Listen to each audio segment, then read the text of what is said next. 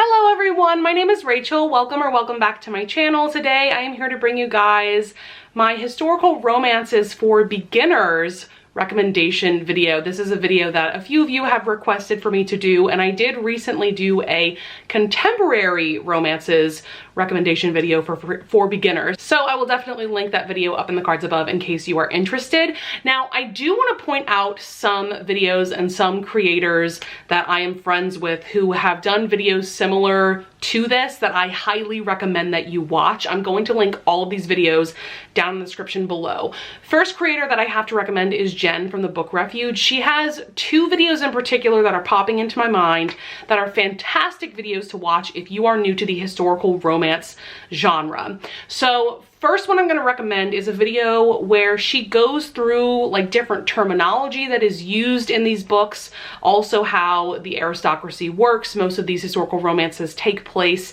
in England, in London, usually during the Regency era, which is about 1810 to 1820. But there are historical romances that take place in all kinds of time periods. And so she goes into all of that as well, all the different time periods and how those societies worked and things like that. So I highly recommend that you watch that video yourself. She also gives recommendations for books that are in different time periods, things like that. And then another video from Jen that I really enjoyed was one where she strictly gave historical romance recommendations for beginners. The same kind of video that I'm doing today. Highly recommend that video as well. Jess from Peace Love Books also did a really great recommendation video for, once again, historical romances for beginners. So I'm going to link that one. Tori from Novel Life also did a video on this topic, so I'll link that one as well. I tried to keep this video short and sweet. I tried not to recommend too many authors and too many books because I don't want to overwhelm you. I do think that the historical romance genre can be a little bit overwhelming at first because, you know, obviously these books take place in a time period that is not our own, and so I do think that sometimes that can get overwhelming because you have to get used to how the society worked back then, you know, different things like that. But these are all just fantastic books, fantastic authors to start with, and I really think if you start with these books that you will fall in love with this genre as much as I have. So without further ado, let's just go ahead and jump into this one. First author that I have to recommend, I can't do a historical romance recommendation video without mentioning this author, and that is Tessa Dare. I'm gonna go ahead and have you start with her Girl Meets Duke series, which is her most recent book series. I really think the best way to go with Tessa Dare is working through her backlist backwards. So this is her most recent series, and then I would recommend going into like her Castle Ever After series and then her Spindle Cove series, but let's just make things simple and let's just focus on this series, which as of now has 3 books. Something about Tessa Dare that I think makes her really accessible is that she does write in a very like contemporary style way. It's very easy to immerse yourself in her stories. I think that she just makes it really easy to understand like the society that this takes place in. A lot of her romances take place during the Regency era, like I said. So this is like 1810 to 1820 in London most of the time. Some of her romances, a lot of her romances actually take place outside of London, but most of them take place in England in general. But yes, we have the Girl Meets Duke series. My ultimate favorite historical romance of all time is The Duchess Deal, which is book 1. I highly recommend that you start with this one with Tessa Dare. This one is a marriage of convenience story, which is really common for historical romances.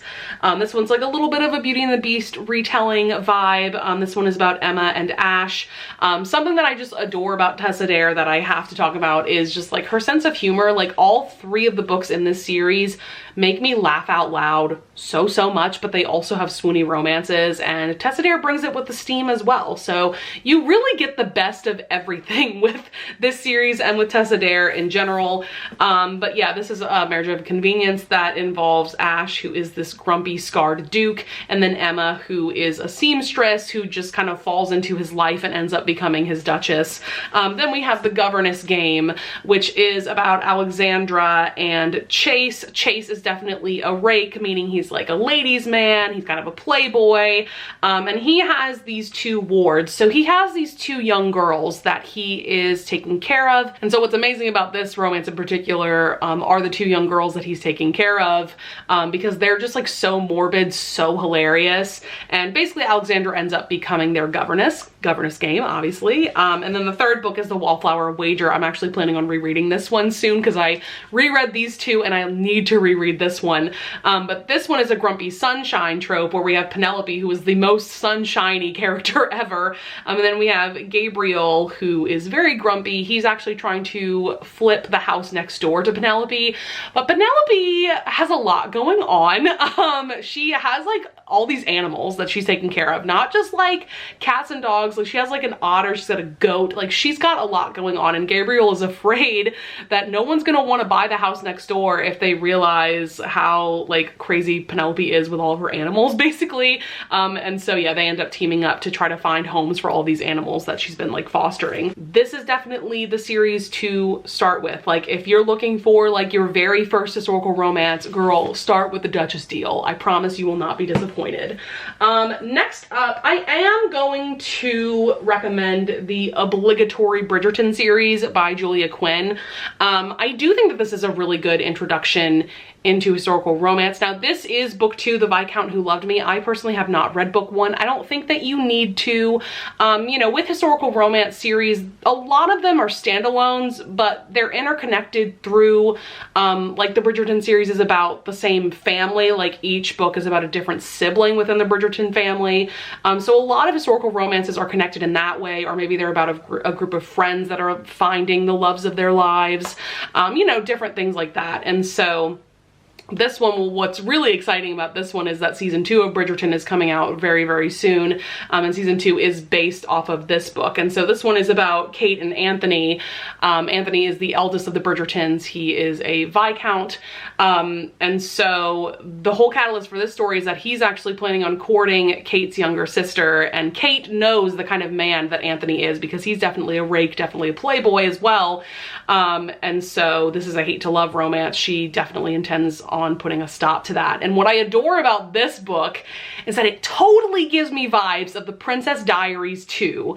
Oh my god, like Kate and Anthony totally, like there's this one scene involving a fountain that totally gives me vibes of that fountain scene in Princess Diaries 2. Next author I'm going to recommend is Sarah MacLean, and the specific book that I would highly recommend going with is 9 Rules to Break When Romancing a Rake. This is book 1 in her Love by Numbers series. This is actually the first book that she published with Avon. And so this one is so much fun. There's a lot of elements going on in this story that make me think of this being a perfect book to dip your toe into the genre. But we have our heroine Calpurnia. She is a spinster. So that is a woman that is like in their mid to late 20s or older that is unmarried and single. That's what a spinster is. And so she is totally fine with being a spinster. She doesn't really feel the need necessarily to get married, but being a spinster means that you don't really get to live your life to the fullest because you are still bound to the rules of society. And so she comes up with these 9 things that she desperately wants to do basically before she dies, because she just really wants to live her life to the fullest now. Then we have Gabriel St. John, who is the Marquis of Ralston. He's definitely a rake.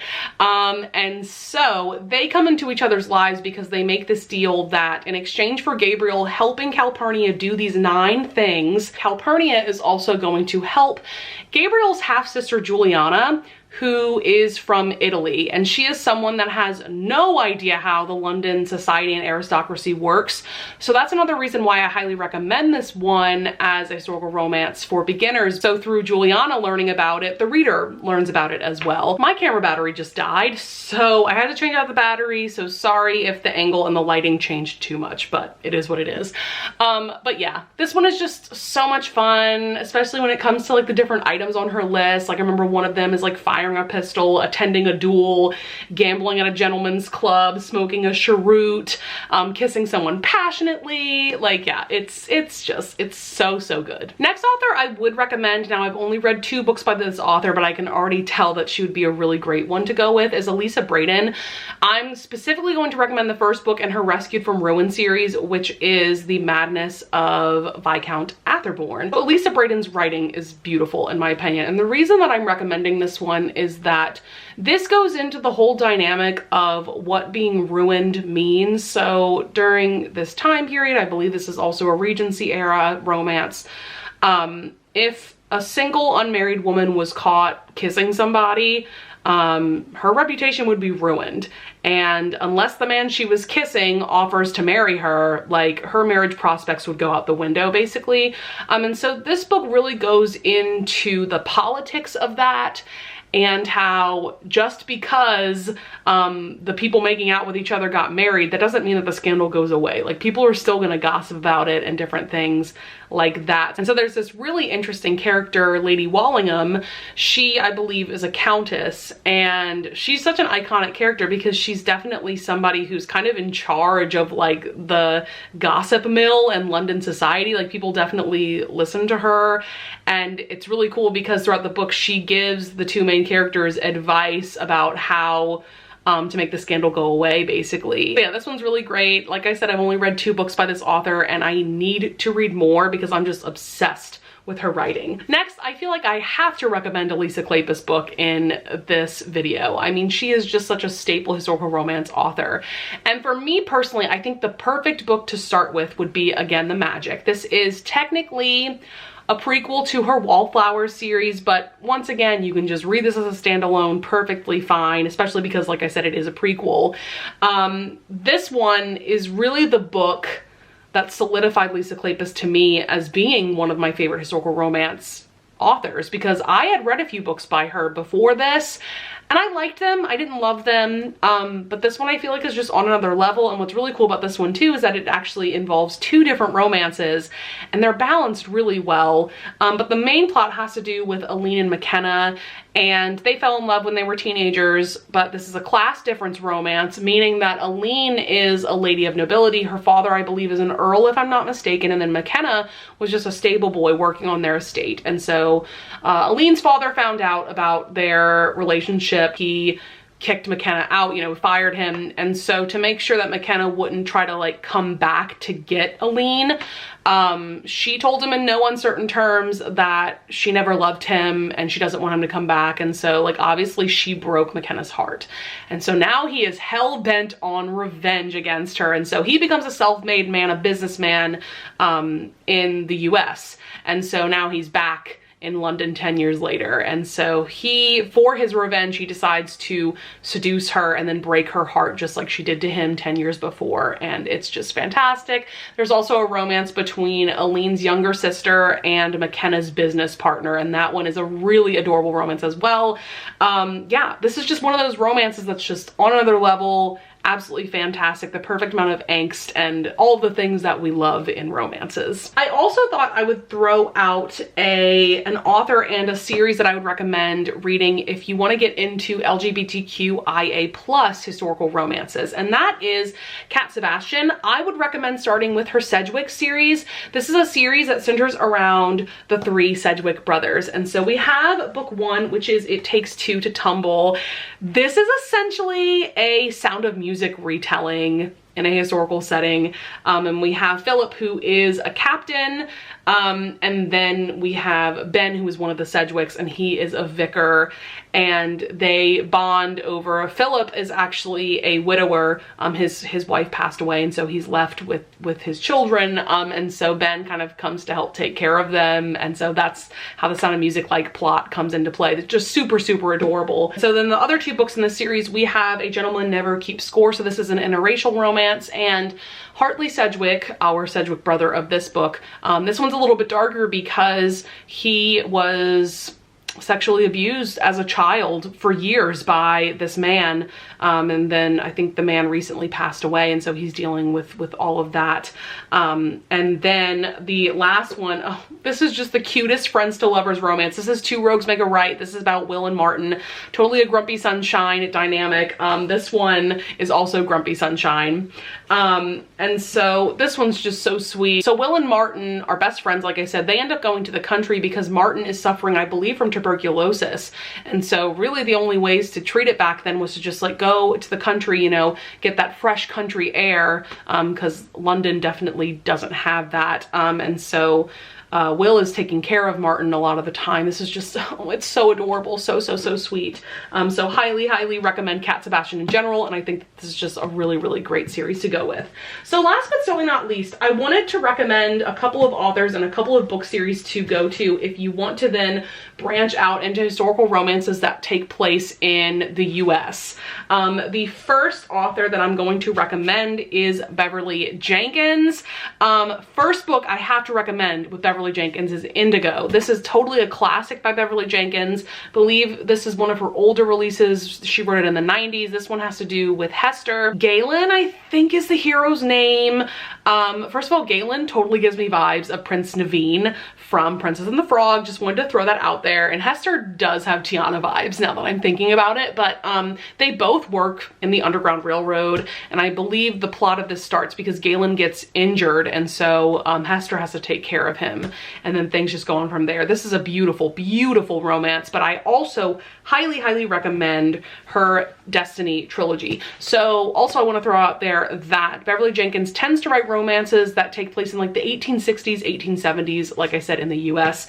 So this series takes place, I believe, in the 1870s in California. It centers around these three brothers that all live near or around this ranch that their parents owned. And so the first book in the series is Destiny's Embrace. This is a hate to love story about Logan, who runs the family ranch Destiny. And then we have Mariah, who actually lives in Philadelphia, but she just has like the worst mother ever. And so she decides to answer an ad for a housekeeper job at the Destiny Ranch all the way in California. And so she shows up only to find out that Logan was not the one to place the ad. It was actually his mother. And so yeah, their relationship does not start off on the best of terms, but this book is just phenomenal. I mean, really all three books in this series are phenomenal. I gave them all 5 stars. The second one is Destiny's Surrender. This one is actually about Billy, who is a prostitute, and Drew, who's another of the brothers that this series centers around. And this one does have the secret baby trope, which is not a favorite trope of mine. However, this book does it so well. Such an amazing story. Billy is like one of the most badass heroines ever. She is an absolute icon. And then the third book, Destiny's Captive. This is a pirate romance. Like, what more could you want from this series, right? And so this one involves Pilar, who steals Noah's ship. Noah is another of the Yates brothers. She steals his ship, and so then he has to go after her, and it's just like, it's such a good time. Something else I want to point out about Beverly Jenkins is that there's a bit of like mystery and intrigue and action in these stories as well, because usually her stories involve a villain of some kind, and so that's what's getting in the way of these romances being happy and sunshine and all of that. But yeah, this series is really the perfect place to start, as is Indigo, like I said. Last but certainly not least, we have another author that I can't do a historical recommendations video without mentioning. That is Joanna Shupe. So Joanna Shupe writes, all of her stories, I believe, take place in New York or around the New York area in the 1890s. So that is the Gilded Age, one of my favorite eras to read about. And that's mainly because Joanna Shupe made me fall in love with this era. And the series that I absolutely have to recommend that you start with Joanna Shupe is her Uptown Girls series.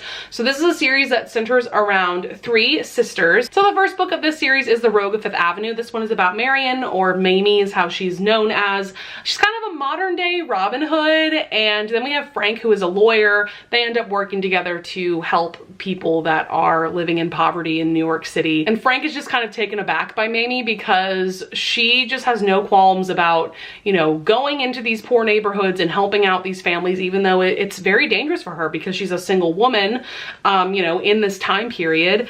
And then we have The Prince of Broadway. This is my personal favorite of the 3 books. This one is about Florence. She's kind of like the black sheep of the family. She wants to open her own casino for women because back in this time period, casinos were only for men. I think it might have been illegal actually for women to go into these casinos. And so yeah, she wants to open her own just for women. And so she goes to Clayton, who runs his own casino, to try to see if he will help her, give her advice and all of those things. And sparks definitely fly between the 2 of them. This one is just so much fun. I mean, really all 3 books in this series are a good time, but this one is just so much fun. Like there's a scene where they go to a burlesque club. Like there's just like so much going on. So good. And then the last book in the series is The Devil of Downtown.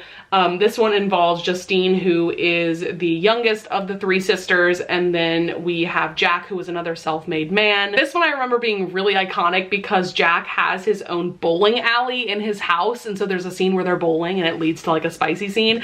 Like one of the many things I adore about Joanna Shupe is that she brings the steam in her romances. Like her steamy scenes are hot.